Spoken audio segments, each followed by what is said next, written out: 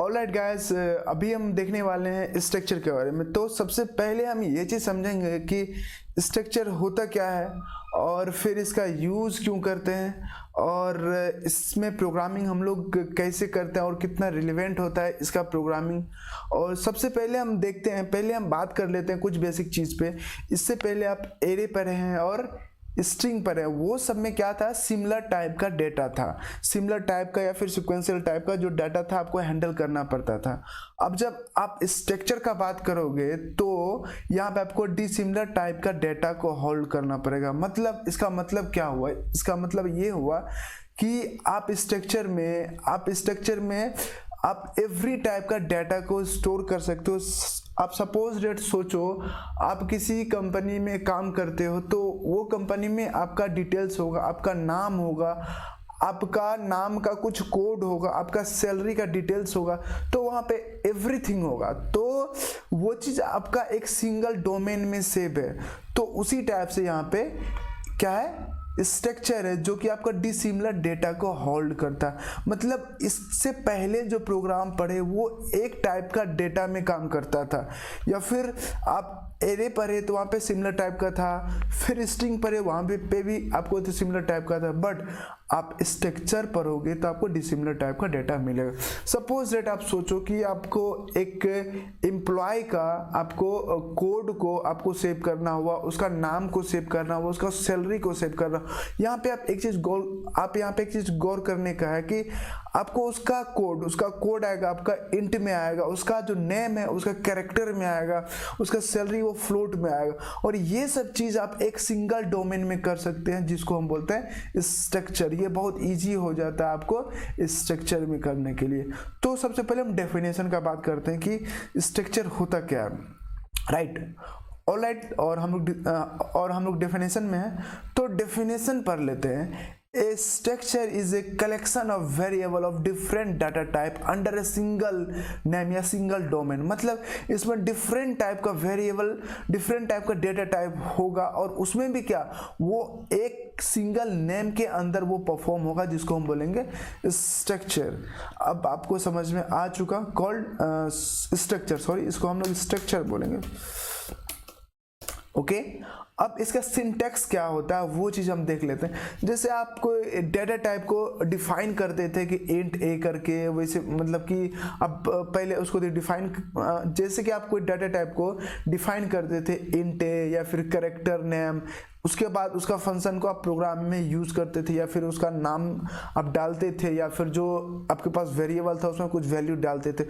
उसी टाइप से आपको जब आप स्ट्रक्चर में प्रोग्रामिंग करोगे तो आपको सिंटैक्स सबसे पहले यानी कि इंट मेन से भी पहले आपको ये डालना पड़ेगा, क्या, struct employ curly bracket on. Suppose that आप किसी एम्प्लॉय का कोड को स्टोर करोगे तो इंट कोड वहाँ पे डालोगे, फिर उसका सैलरी को आप करोगे तो फ्लोट सैलरी और कैरेक्टर नेम, तो इस टाइप से आपको डालना पड़ेगा।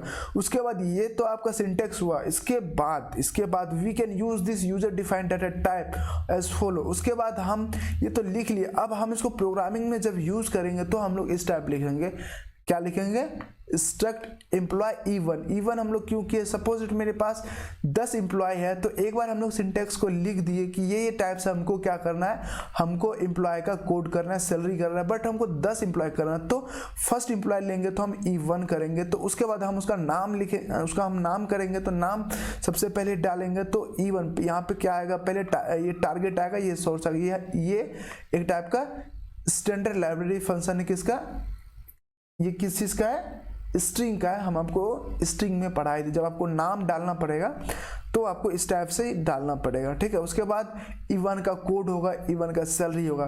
तो बेसिक चीज़ हम आपको प्रोग्रामिंग विंडो पे करके दिखाते हैं कि हम लोग किस टाइप से एक स्ट्रक्चर को डिफाइन करते हैं और उसमें किस टाइप से हम लोग सारा चीज़ को डालते हैं। तो स्ट्रक्चर 4 करके .c करके हम प्रोग्राम लिख लेते हैं और बेसिक चीज़ आपको जल्दी से बता देते हैं, कर देते हैं जो करना होता है। और ऑलराइट, इतना तक में तो आपको कोई दिक्कत नहीं है। फिर एक हम हेडर फाइल लेंगे स्ट्रिंग करके, string.h, क्योंकि हम लोग स्ट्रिंग का कुछ थोड़ा बहुत यूज करने वाला, आपको बताए थे कि हमको सिंटैक्स, इंट से पहले हमको ये सिंटैक्स को यूज करना है। तो इंट से पहले हमको ये सिंटैक्स को यूज करना है। तो स्ट्रक्ट तो क्या लिखेंगे, stru स्ट्रक्ट एम्प्लॉय। एम्प्लॉय करने के बाद इतना करने के बाद अब हम बनाएंगे, पहले उसका फुल सिंटैक्स लिख देंगे। सिंटैक्स में उसका पहले हम कोड लिखेंगे, ठीक है। सपोज इट हमको कोड स्टोर करना हुआ, कोड लिखेंगे। सैलरी को करना हुआ तो फ्लोट सैलरी करेंगे हम लोग। क्या करेंगे, फ्लोट सैलरी, क्योंकि हमको सैलरी भी करना पड़ेगा और नेम, तो 4 नेम करके और हम एरे बना लेंगे। कितना 10 हो सकता है, 20 हो सकता है आपके अनुसार। और यहाँ पे आपको सेमीकोलन लगाना है, बहुत इंपॉर्टेंट है। अब आते हैं इंट मैन, जहाँ से मेरा प्रोग्राम अब स्टार्ट होता है। ओके, इतना तक में तो आपको कोई डाउट नहीं है, बिल्कुल भी डाउट नहीं। अब बात है कि अब क्या करना है। अब हमको सबसे पहले सपोज मानते हैं एक ही एम्प्लॉय का हम लोग कोड को स्टोर करते हैं, सैलरी को और नेम को। तो उसको हम लोग कैसे लिखेंगे, तो स्ट्रक्ट, सबसे पहले हम लोग को struct employ E1 struct employ E1। उसके बाद E1 यानी एम्प्लॉय E1 का E1 क्या लिखेंगे हम लोग, कोड में हम लोग डाल देते हैं 1101। ओके, ये मेरा कोड हुआ।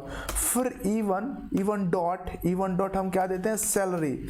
अब सैलरी के लिए हम लोग डाल देते हैं 2205, ये सैलरी हो गया। उसके बाद आप E1 डॉट नेम नहीं कर सकते, क्योंकि ये पॉइंटर नहीं है। जैसे आप यहाँ पे लिख दोगे ये काम कर जाएगा, नहीं, ऐसे काम नहीं करेगा, क्योंकि ये पॉइंटर नहीं है। तो आपको एक स्टैंडर्ड लाइब्रेरी फंक्शन बताए थे strcpy करके, उसको यूज कीजिए। उसको यूज करने के बाद सबसे पहले क्या लिखाता है, टारगेट लिखाता है E1। टारगेट में क्या लिख रहे हैं, नेम लिख रहे हैं। उसके बाद नेम में हम डाल देते हैं सपोज डेट, ये हम नेम डाल दिए। इतना तक तो आपको कुछ भी डाउट नहीं है, एक जरूरत थोड़ा सा भी डाउट नहीं है। यहाँ पे वाई कर ले सैलरी में, ठीक है। इतना तक में आपको कोई डाउट नहीं है, राइट। अब एक बार इसको हम रन करके देख लेते हैं कि ये मेरा प्रोग्राम सही है या फिर नहीं है। तो एक बार हम इसको रन करके देखते हैं कि ये मेरा प्रोग्राम काम कर रहा है कि नहीं। और उसके बाद हम इसको प्रिंट करेंगे, तब आपको थोड़ा सा ना क्लियर हो जाएगा कि हम क्या समझा रहे हैं, किस टाइप से। ये देखिए ये रन हो चुका है, तो इसका मतलब ये प्रोग्राम सही है। अब बात हुई यहाँ पे कि हम इसको प्रिंट करते, क्या प्रिंट करेंगे, हम प्रिंट करते हैं इसका कोड को प्रिंट करते हैं, सैलरी को प्रिंट करते हैं और नेम को प्रिंट करते हैं।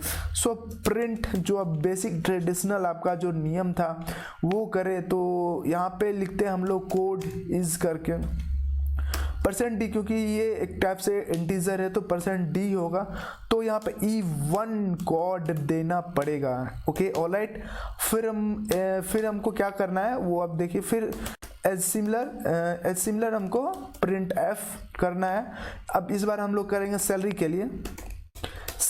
लिए क्या करेंगे हम लोग, सैलरी क्या होता है, इस बार हम लोग करेंगे सैलरी के लिए। सैलरी क्या होगा, आपको फ्लोटिंग वैल्यू होगा, तो %f देंगे हम। E1 तो देना ही पड़ेगा, ऐसे सैलरी। ओके, इतना कुछ तो आप कर दिए, ये हो गया सैलरी के लिए। अब नाम के लिए क्या करना पड़ेगा, नाम के लिए भी वही करना पड़ेगा, कोई ज़्यादा कुछ खास नहीं है। नेम इज कर देंगे, %s लिखेंगे, %s, क्योंकि ये %s हम लिखेंगे क्योंकि हम लोग करेक्टर को प्रिंट करा रहे हैं, करेक्टर बाय करेक्टर नहीं करा रहे हैं। तो इस कारण से आप डाउट में नहीं रहिए कि हम यहाँ पे C क्यों नहीं लिखे। तो हम यहाँ पे E1 डॉट नेम कर देंगे।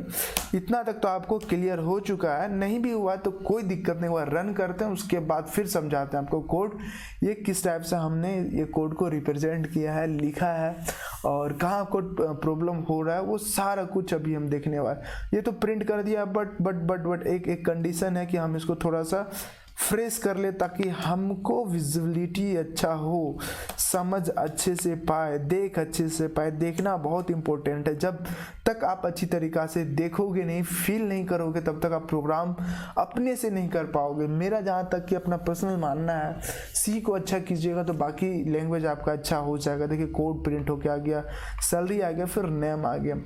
तो ये तो हुआ आप किस टाइप से स्ट्रक्चर, यानी कि किस टाइप से। देखिए यहाँ पे कितने टाइप का डेटा है, आप यहाँ पे कैरेक्टर को भी लिए, फ्लोटिंग वैल्यू के लिए भी लिए, और आप यहाँ पे इंटीजर टाइप, यानी कि इतना सारा डेटा एक सिंगल डोमेन में हुआ, जिसको हम लोग स्ट्रक्चर बोलते हैं। इतना तो सिंटेक्स हुआ। क्या क्या सिंटेक्स हुआ, हम कोड को प्रिंट कराए तो इंट कोड दिए, फिर फ्लोट लिए, फिर कैरेक्टर, इतना सारा कुछ सिंगल डोमेन में हो रहा है। तो इसको हम लोग क्या बोलते हैं, structure structure structure. All right, और ये तो सिंटैक्स हुआ। सिंटैक्स को हम लोग मेन फंक्शन में यूज़ किए, फिर उसको मेन फंक्शन में यूज़ करके उसको प्रिंट किए। चलते हम लोग अपना नोट के बैक टू द नोट। अब बात करते हैं, ये सारा कुछ तो आप समझ गए। ऑल राइट, फिर से एक बार देख लीजिए क्या था। ये आपका सिंटैक्स है, सिंटैक्स को समझ लीजिए, 2-3 बार प्रैक्टिस कर लीजिए। फिर ये सिंटैक्स लिख देने के बाद इसको मेन में हम इस तरह से यूज़ करेंगे। फिर एक इंटरेस्टिंग सा प्रोग्राम मेरे सामने है, write a program to store the details of 3 employ from user. मतलब यही, हम लोग 3 एम्प्लॉय क्रिएट करेंगे। हम लोग क्या करेंगे, 3 एम्प्लॉय क्रिएट करेंगे स्ट्रक्चर, जिसमें कि हम यूज़र के द्वारा उसका नाम, कैरेक्टर, उसका नाम, सैलरी और उसका कोड प्रिंट कराएंगे। तो ये बहुत इंटरेस्टिंग है। अभी तक तो हम यहाँ पे इस वाले प्रोग्राम में देखिए हम सारा कुछ हम डाल दिए थे यहीं पे, यानी कि सारा कुछ डाल दिए थे, बट ये प्रोग्राम में है कि यूज़र के द्वारा ये सारा चीज़ लेंगे हम लोग। तो चलिए स्टार्ट करते हैं। तो बेसिक फंडा जो है वो तो आपको करना ही है, और वो चीज़ हम भी कर रहे हैं, तो आप भी कीजिए। अच्छा है कि दोनों साथ में करते हैं, है कि नहीं। तो फिर बात है कि स्ट्रक्चर का सिंटैक्स लिखते हैं। इन स्ट्रक्चर का पहले हम करेंगे एक एम्प्लॉय के लिए लिखेंगे, फिर बाद में हम लोग 2-3 करके, यानी कि 2 एम्प्लॉय, 3 एम्प्लॉय, 4 एम्प्लॉय करके हम बनाएंगे। सबसे पहले हम एक एम्प्लॉय के लिए करते हैं। तो एक एम्प्लॉय के लिए करते हैं तो हम यहाँ पे क्या करेंगे, कोड के लिए हो गया फ्लोट, सैलरी के लिए भी हो गया। फिर हम 4 नेम के लिए कर देते हैं। सो इसमें हम लोग स्टोर मान के चलते हैं 20 कैरेक्टर का होगा तो 20 डाल देते हैं। इतना कुछ तो हो गया। अब आइए बाहर और सेमीकोलन डाल दीजिए, ठीक है। बस इंट में कीजिए। फिर उसके बाद जो है हम लोग को इसमें क्या करना है, अब इसका कुछ कांड करना है। क्या करना है, कुछ कांड करना है। तो चलिए करते हैं कुछ। और सबसे पहले यूज़र से क्या करना है हमको, यूज़र क्या करना है, यूज़र से हमको लेना है। तो यूज़र से लेना है तो चलिए लेते हैं ना जी, लेते हैं यूज़र से। Enter the first employ name, क्या है, यूज़र से लेना है तो ठीक है, ले लेते हैं, कोई दिक्कत नहीं। नेम है ना तो %s कर देंगे, क्योंकि नेम का जहाँ तक बात है भाई, हम तो %s लगाते हैं। आप क्या लगाते हो, आप पे डिपेंड कर रहा है, ठीक है। हम %s लगा दिए। उसके बाद हम क्या करेंगे, E1 सॉरी एक चीज़ और यहाँ पे स्ट्रक्ट एम्प्लॉय E1 करेंगे, क्योंकि हम E1 कर रहे हैं। तो फर्स्ट एम्प्लॉय का यहाँ पे हम लोग क्या डालने वाले हैं, .name डालने वाले हैं। नेम तो हो गया सक्सेसफुली, हम नेम क्रिएट। तो स्कैन ऐप भी तो करना पड़ेगा, क्योंकि इसको हमको प्रिंट भी कराना है बाद में। क्या कराना है, यूजर के द्वारा ले रहे हैं ना, तो इसको हम लोग प्रिंट भी कराना है। तो डालिए, कोई दिक्कत नहीं है। परसेंट क्या दीजिएगा, %s लगाइए %s, कोई दिक्कत नहीं, हम भी हैं आपके साथ। %s लगाइए, जो भी लगा सकते हैं आप लगाइए, कोई दिक्कत नहीं। तो E1.name करते हैं। ऑलराइट, इतना तक तो आपको कोई कंफ्यूजन नहीं है। तो नहीं है तो कुछ नहीं, बस इसको कॉपी कर लीजिए, इसके नीचे पेस्ट कर दीजिए, फिर इसके नीचे पेस्ट कर दीजिए, और इसको enter the first employ name था यहाँ पे, इसको कोड कर दीजिए। अरे सिंपल है, क्या है, सिंपल, ज़्यादा टेंशन लेने का बात नहीं है, बहुत सिंपल है ये। क्या है, बहुत सिंपल है। तो ठीक है ना, बहुत सिंपल है। तो हम एक बार देख लेते हैं ना कितना सिंपल है, ठीक है। यहाँ पे इसको कोड कर देते हैं। कोड है तो जाहिर से बात है %d होगा भैया, हम तो इतना तो जानते हैं। तो enter the first employ, name था, कोड था, नेम हो गया, कोड हो गया। अब यहाँ पे सैलरी करने में आपको क्या जा रहा है, कुछ जा रहा है क्या, तो सैलरी होगा तो आपको पता है फ्लोटिंग वैल्यू हो, तो डालिए ना जी फ्लोटिंग वैल्यू। तो इतना कुछ आपको सैलरी कर देते हैं, इतना कुछ, आपको कुछ भी डाउट नहीं है तो हमको भी डाउट नहीं है भैया, हमको भी डाउट नहीं है, आपको भी डाउट नहीं है। तो सैलरी है ना, तो सैलरी यहाँ अच्छे से बना देते हैं, ताकि ये इसको पता चल जाए कि हम क्या इसको कहना चाह रहे हैं। ये नहीं समझेगा तो इसका बात है। तो इतना कुछ भैया हम कंप्लीट कर दिए। क्या कर दिए? इतना कुछ को हम कंप्लीट कर दिए। जहाँ कंप्लीट नहीं था फिर वहाँ दोबारा कंप्लीट कर दिए। तो ठीक है, ज़्यादा हम आपसे मतलब कि आपको मतलब कि इसको लेंदी नहीं करना चाहेंगे। सैलरी है तो एफ करेंगे। सॉरी, यहाँ कुछ मत लगाइए यहाँ, क्योंकि आप डायरेक्ट प्रिंट नहीं कर रहे हैं, आप तो यूज़र के द्वारा मांग रहे हैं, तो कुछ भी मत लगाइए यहाँ पे। तो चलिए एक बार इसको रन करते हैं। रन करके देखते हैं काम कर रहा है। अच्छा ये बता दिया भैया हम काम नहीं करेंगे। स्कैन एफ डबल एस लगा दिए क्या? ठीक है, हम समझ सकते हैं आप हमसे गुस्सा हैं। डबल एस लगा दिए, कहीं तो डबल एस जरूर लगाया है। किधर लगाया है थोड़ा सा हम ढूंढ ले उसको। भैया स्कैन में डबल एफ तो हमको दिख नहीं रहा है, आपको कहाँ दिख गया है जी? ठीक है कोई दिक्कत नहीं, फिर से एक बार रन करते हैं, फिर दोबारा मिल जाएगा तो फिर सही कर देंगे। इसमें क्या है? कुछ है बताइए? कुछ भी नहीं है। स्कैन एफ यहाँ पे कुछ ये दिखा रहा है तो ठीक है, इसको दिखाने दीजिए ना। एक बार इसको क्लियर कर लेते हैं, फिर से एक बार रन करते हैं। फिर से कहाँ दिखा रहा है? जस्ट देखिए ये नेम के पास दिखा रहा है। ये कहाँ दिखा रहा है? ये नेम के पास दिखा रहा है। नेम है यहाँ पे, नेम है। ऑल राइट, कोई दिक्कत नहीं है घबराने का। स्कैन अच्छा स्कैन होता है, स्कैन ए होता है। हम तो स्पेलिंग को मिस्टेक कर दीजिए। बताइए हम डिग्री कैसे लिए होंगे, इतना मिस्टेक कर रहे हैं? बताइए, शक नहीं कीजिएगा जी, आप लोग शक नहीं कीजिएगा, बस मिस्टेक हो गया बाय डिफ़ॉल्ट। डिग्री हम पढ़ के लिए हैं जी। तो फर्स्ट एम्प्लॉय नेम हम डाल देते हैं, अपना नाम ही डाल देते हैं, दूसरे का नाम। ठीक है क्रश का नाम डाल दें। वैसे तो क्रश का नाम हम रिवील नहीं कर सकते हैं, आप तो जानते ही हैं। तो एम्प्लॉय कोड डाल देते हैं 200 से। अरे यार ऐसे करोगे तो कैसे होगा? ठीक है कोई दिक्कत नहीं, हम समझ सकते हैं आप यहाँ पे आए हो। तो एम्प्लॉय नेम डाल देते हैं वाल्मीकि, उसके बाद कोड डाल देते हैं 400, सैलरी डाल देते हैं 404। तो इतना कुछ में कोई दिक्कत नहीं हुआ, इतना कुछ तो आप डाल दिए। कहाँ डाल रहे हैं वो समझ रहे हैं ना? ठीक है, बस इसको आप प्रिंट करना। चलिए करते हैं ना प्रिंट, क्या दिक्कत है भाई? बहुत तभी से तो प्रिंटे कर रहे हैं हम। तो फर्स्ट एम्प्लॉय, तो एम्प्लॉय तो यहाँ पे डाल देते हैं ना, फर्स्ट एम्प्लॉय नेम में हम क्या डालते हैं? %s। अब यहाँ पे %s डालते हैं, e1.name कर दे रहे हैं। बस इसको आप भी वही कीजिए, बस इसको जस्ट आप कॉपी कर लीजिए, उसके बाद इसको जस्ट पेस्ट कर दीजिए। बस इतना ही करना है। और इसको आप मेरे हिसाब से इसको कोड कर लीजिए, और कोड कीजिएगा तो %d तो लगाइएगा जी, तो हमको पता है। यहाँ पे भी कोड कर लीजिए, उतना टेंशन मत लीजिए। ठीक है, अब यहाँ पे सैलरी कर दीजिए।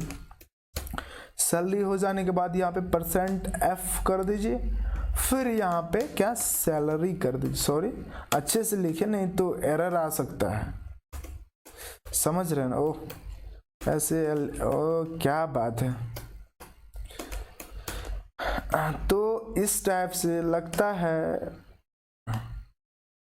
हाँ तो इस टाइप से हम लोग कर दिए।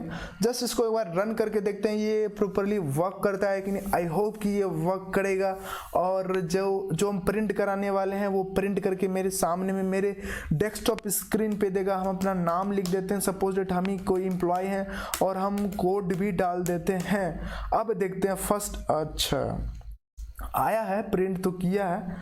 बस आपको क्लियर होना चाहिए, हम बोले थे ना क्लियर होना चाहिए, जो भी कराएंगे वो क्लियर कराएंगे, इतना तो आपको पता है ना।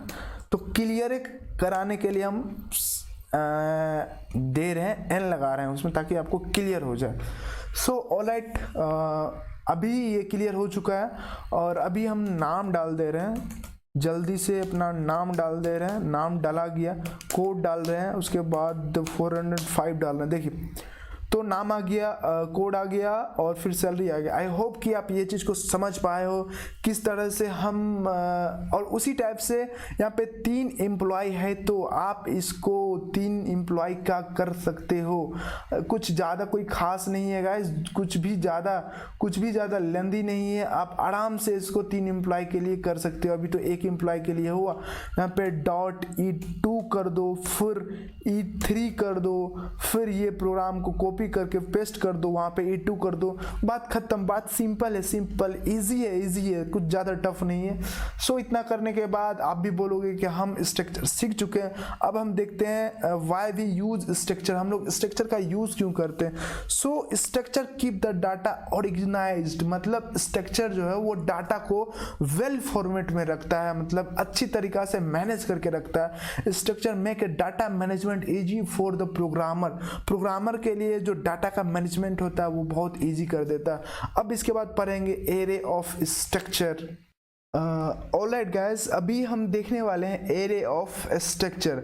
अब स्ट्रक्चर में एरे कहाँ से है, समझ रहे हो इसका मतलब क्या हो रहा है। स्ट्रक्चर कहाँ से है, सॉरी स्ट्रक्चर में एरे कहाँ से है। सपोज दैट आप सोचो कि आपको सपोज दैट किसी एक कंपनी में आपको 100 एम्प्लॉय है, 100 एम्प्लॉय को आप एक साथ कैसे बना सकते हो, तो उस कारण से एरे को लाया गया है स्ट्रक्चर के अंदर। तो उसका सिंटैक्स देखते हैं जल्दी से। स्ट्रक्चर एम्प्लॉय, सपोज दैट हम इलेक्ट्रो4यू का एक कोई कंपनी है, उसमें 100 एम्प्लॉय है, तो इसको फर्स्ट एम्प्लॉय से हम लोग कैसे नोटेशन करेंगे, तो इलेक्ट्रो4यू 0, यानी कि एरे में इंडेक्स 0 से होता है स्टार्ट। तो फर्स्ट जो क्या बोलते हैं एम्प्लॉय होगा डॉट कोड, उसका फर्स्ट एम्प्लॉय का कोड होगा। फर्स्ट एम्प्लॉय सेकंड एम्प्लॉय का यहाँ पे 1 किया तो सेकंड उसका कोड, इसी टाइप से ये चलेगा। सो इसका हम प्रोग्रामिंग कैसे किए हैं, कैसे लिखे हैं, हम आपको जस्ट इस पे समझा दे रहे हैं। हम आपको अभी कोडिंग करके दिखाएंगे नहीं। आपको जब कोई प्रॉब्लम होता है तो आप कोडिंग करके जस्ट हमसे पूछो कि आपको प्रॉब्लम कहाँ है, या फिर आप कमेंट करो, और कमेंट करोगे तो मैं आपको अच्छी तरीके से बताऊंगा। समझ रहे हैं ना आप हम क्या बोलना चाह रहे हैं। फिलहाल मेरे पास टाइम कम होने के कारण मैं जल्दी से आपको समझाता हूँ कि ये कैसे काम कर रहा है। ऑलराइट, यहाँ पे कुछ मिसिंग है। यहाँ पे studio.h, समझ रहे हैं ना क्या मिसिंग है, studio.h सॉरी, और यहाँ पे conio.string.h, यहाँ पे string.h मिसिंग था, वो हम कर लिए। अब देखिए इसको आपको समझाते हैं। स्ट्रक्चर का जो बेसिक फंडामेंटल जो फंक्शन था, थोड़ा सा इसको जूम इन कर लेते ताकि आपको दिखे जी, हमको तो दिख ही रहा है, आपको दिखे। स्ट्रक्चर एम्प्लॉय करके हम जो सिंटैक्स था सिंटैक्स कर लिए, उसके बाद मेन फंक्शन से इसका फंक्शन को हम लोग यूज़ कर पाएंगे। सो आइए जी इधर। सो स्ट्रक्ट एम्प्लॉय इलेक्ट्रो4यू एक कंपनी है, उसमें 100 एम्प्लॉय का एक एरे बना लिया हम। अब फर्स्ट यानी फर्स्ट एम्प्लॉय के लिए इलेक्ट्रो4यू 0 डॉट कोड कर दिए, उसके बाद 0 डॉट सैलरी कर दिया इसका कुछ इतना, और डॉट में 0 कर दे रहे हैं सैलरी, और उसका नाम रख दे रहे हैं शुभम।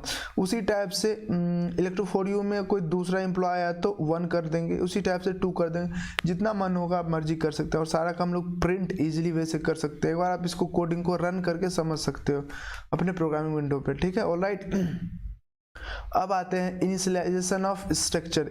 स्ट्रक्चर को इनिशियलाइज करने का और कौन सा तरीका है, तो आपको बताने में मुझे बहुत खुशी होगी कि एरे को स्ट्रक्चर को इनिशियलाइज करने के लिए और एक आसान सा तरीका है जिसको यूज़ करके आप एक लाइन में आप क्या कर सकते हो, एक लाइन में आप इतना जो आप कर रहे थे, इतना सारा जो कर रहे थे उसको आप एक लाइन में कर सकते हो। तो है ना ये खास बात। तो जल्दी से सब्सक्राइब बटन को प्रेस कीजिए, बेल आइकन को भी प्रेस कीजिए, क्योंकि आप तो देख ही रहे हो कि हम कितना इंटरेस्टिंग सब चीज़ बता रहे हैं आपको। समझ रहे हो ना, बहुत मेहनत कर रहे हैं आपके लिए। जल्दी सब्सक्राइब ठोकिए।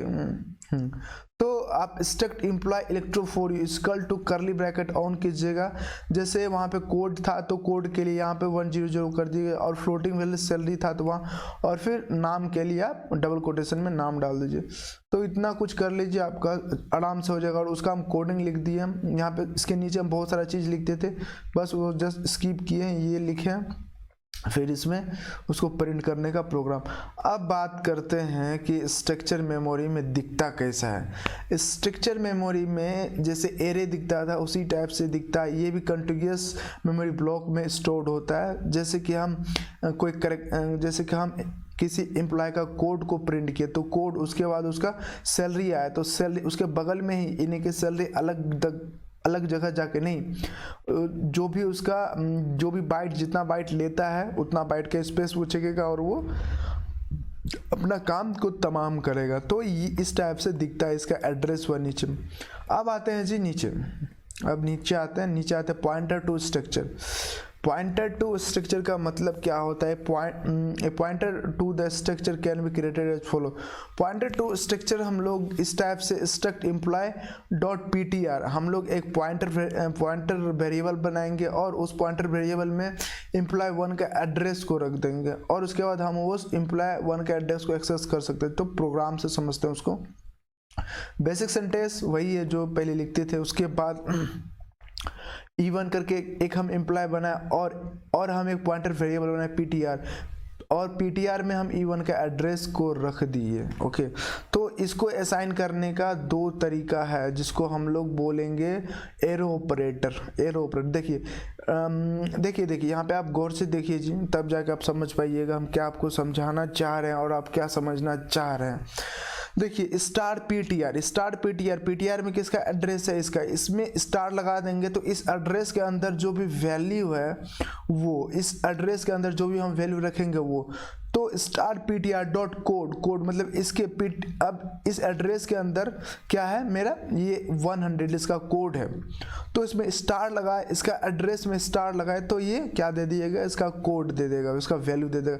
उसी टाइप से जी इसका बात करते हैं। और इसको हम एक दूसरा तरीका से इस तरह से भी लिख सकते हैं ptr डॉट ptr, इस टाइप से हम लोग कर सकते हैं। इसको हम लोग बोलते हैं एरो ऑपरेटर। ptr एरो लगा के या तो आप ये लिखिए या तो ये लिखिए, दोनों बात बराबर है। और आप E1 के जगह पे आप ptr एरो यूज कर सकते थे, डॉट कोड कर सकते थे, एरो कोड कर सकते थे। तो आप इस टाइप से भी कर सकते हैं या फिर आप E1 भी कर सकते क्योंकि E1 ptr में है। ये प्रोग्रामिंग को आप एक बार रन करके अपने प्रोग्रामिंग विंडो पे देख लीजिएगा। फिर कुछ डाउट होता है तो कमेंट सेक्शन में कीजिए। और एरो ऑपरेटर जो भी आपको बताया ऊपर में, इसको हम लोग एरो ऑपरेटर बोलते हैं जो हम यूज़ किए हैं। अब आते हैं passing structure to the function. Passing structure to the function ये अभी रहने देते हैं, आपको इसका रिक्वायरमेंट होगा तो कमेंट कीजिए। उसके बाद टाइप डेफ कीवर्ड के बारे में भी आपको कुछ चाहिए होगा तो उसको भी आप कीजिए, कमेंट कीजिए। आई होप कि आपको ये सारी चीज़ समझ में आ चुका होगा। आज आप काफ़ी कुछ समझे, आप आज स्ट्रक्चर क्या होता है और कैसे इसका सिंटैक्स होता है, कैसे हम लोग इसका यूज़ करते हैं वगैरह वगैरह, क्यों यूज़ करते हैं एरो ऑफ स्ट्रक्चर। तो इतना कुछ आज आप क्लियर कर चुके हैं। और आपको किसी भी टाइप से कुछ प्रॉब्लम होता है तो जस्ट गाइज आप कमेंट कीजिए। कमेंट करने के बाद उसका सॉल्यूशन हम आपको देंगे, आपके लिए ही मेहनत कर रहे हैं। तो जल्दी से सब्सक्राइब कीजिए ताकि आपसे दोबारा हम मिल पाए। So thank you, bye, take care.